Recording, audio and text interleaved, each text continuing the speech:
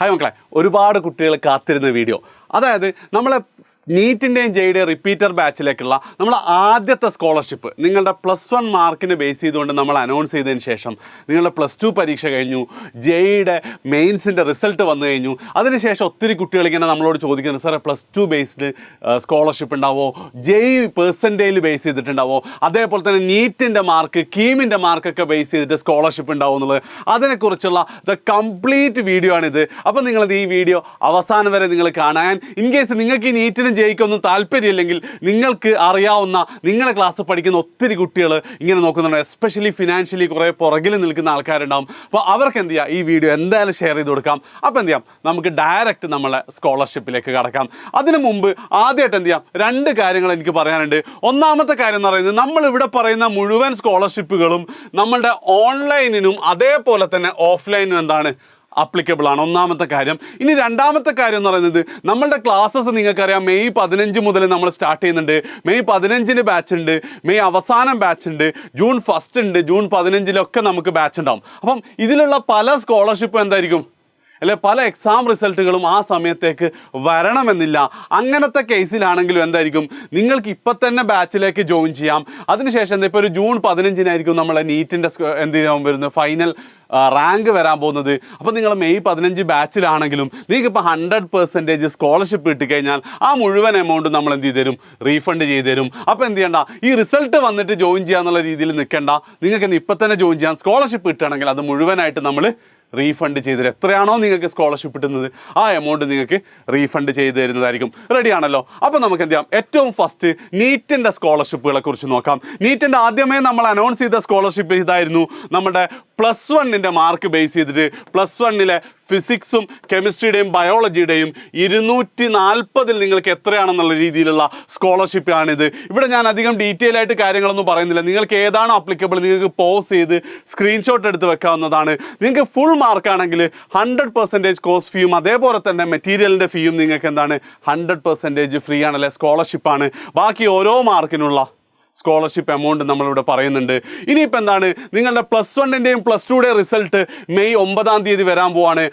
അപ്പം നിങ്ങളുടെ PCBയിലെ +1 +2 കമ്പൈൻഡ് ആയിട്ട് 600 നിങ്ങൾക്ക് ഈ ഒരു മാർക്കാണ് നിങ്ങൾക്ക് കിട്ടുന്നതെങ്കിൽ ഇതായിരിക്കും നിങ്ങളുടെ സ്കോളർഷിപ്പ് ഉണ്ടാവുക. പോസ് ചെയ്യുക, ആലോചിച്ച് നോക്കാം. ഓക്കെ, ആലോചിച്ച് നോക്കുക, സ്ക്രീൻഷോട്ട് എടുത്ത് നോക്കുക, ഒക്കെ ചെയ്യാവുന്നതാണ്. ഇനി വരുമ്പോൾ CBSE കുട്ടികൾക്കും അതേപോലെ തന്നെ ICSE കുട്ടികൾക്കും ഒരുപാട് ആൾക്കാർ നമുക്ക് എൻക്വയറി ഉണ്ട്. സാറേ പിന്നെ സ്കോളർഷിപ്പൊക്കെ പ്ലസ് സ്റ്റേറ്റ് സിലബസ് അല്ലേ, CBSEയുടെ എങ്ങനെയാണെന്നുള്ളത്. ഇതാണ് CBSEയുടെ സ്കോളർഷിപ്പ് വരുന്നത്. നിങ്ങൾക്ക് ഫിസിക്സ് കെമിസ്ട്രി ബയോളജിയിൽ 300, നിങ്ങൾക്ക് +2 മാത്രമേ പരീക്ഷ ഉള്ളതെന്ന് അറിയാം. അങ്ങനെയാണെങ്കിൽ ഇതാണ് നിങ്ങളുടെ മാർക്കെങ്കിൽ ഇതായിരിക്കും നിങ്ങളുടെ സ്കോളർഷിപ്പ് വരാൻ പോകും. നിങ്ങൾക്ക് എന്ത് ഡൗട്ട് ഉണ്ടെങ്കിൽ നിങ്ങൾക്ക് താഴെ കമൻറ്റ് ചെയ്യാവുന്നതാണ് കേട്ടോ.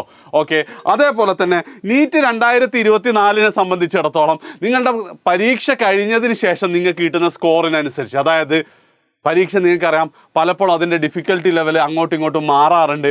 അപ്പം ആ ഒരു പരീക്ഷ കഴിഞ്ഞ ഉടനെ 5-ാം തീയതി നിങ്ങളുടെ പരീക്ഷ കഴിയും. 6-ാം തീയതിയോ 7-ാം തീയതിയോ എന്ത് ചെയ്യും, നമ്മളെ സ്കോർ ബേസ് ചെയ്തിട്ടുള്ള സ്കോളർഷിപ്പ് നിങ്ങൾക്ക് പറയുന്നതായിരിക്കും. ഭയങ്കര ടഫാണെങ്കിൽ ചിലപ്പോൾ എന്തായിരിക്കും ഈ സ്കോളർഷിപ്പുകളൊക്കെ കുറച്ചും കൂടെ താഴോട്ട് പോകാനുള്ള സാധ്യത. അതുകൊണ്ടാണ് ഇപ്പം നമ്മൾ അനൗൺസ് ചെയ്യാത്തത്.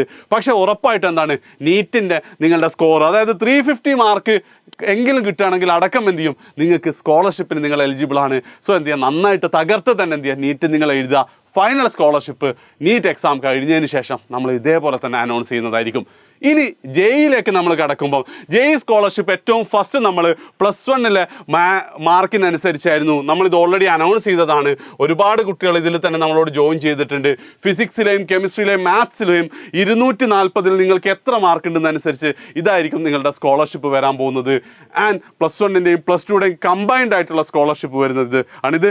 ജെയ് മെയിൻസിൻ്റെയും അതേപോലെ തന്നെ അഡ്വാൻസ് ബാച്ച് നിങ്ങൾ ഏതാണെങ്കിലും സ്കോളർഷിപ്പ് ഇത് സെയിം തന്നെ ആയിരിക്കും. ഓക്കെ, ഇനി CBSE കുട്ടികൾ, ഇത് ഓൾമോസ്റ്റ് നീറ്റിൻ്റെയും ജെയുടെയും ഓൾമോസ്റ്റ് എന്താണ് സെയിം ആണ്. +1 +2 മാർക്കിൻ്റെ ബേസിൽ ജെയ്ക്ക് പിന്നെയും 2 സ്കോളർഷിപ്പും കൂടെ ഉണ്ട്. ഒന്ന് ജെയ് 2024, ഇപ്പം കഴിഞ്ഞ നമ്മളെ ജെയുടെ നിങ്ങളുടെ ഫൈനൽ പെർസെൻറ്റേജിൽ നോക്കിയിട്ട് ഈ ഒരു സ്കോളർഷിപ്പ് നമുക്ക് തരാം. പ്രത്യേകം ശ്രദ്ധിക്കുക, 95% മുകളിലാണെങ്കിൽ നിങ്ങൾക്ക് എന്താണ് ഒരു പൈസ പോലും തരാതെ, അതായത് ഹോസ്റ്റൽ ഫീ പോലും ഇല്ലാതെ എന്ത് ചെയ്യാൻ പറ്റും, നിങ്ങൾക്ക് പഠിക്കാൻ പറ്റും. അതായത് 0 കോസ്റ്റ് ആണ്, വേറെ ഒന്നുമില്ല, 0 കോസ്റ്റ് ആണ് 95% മുകളിൽ.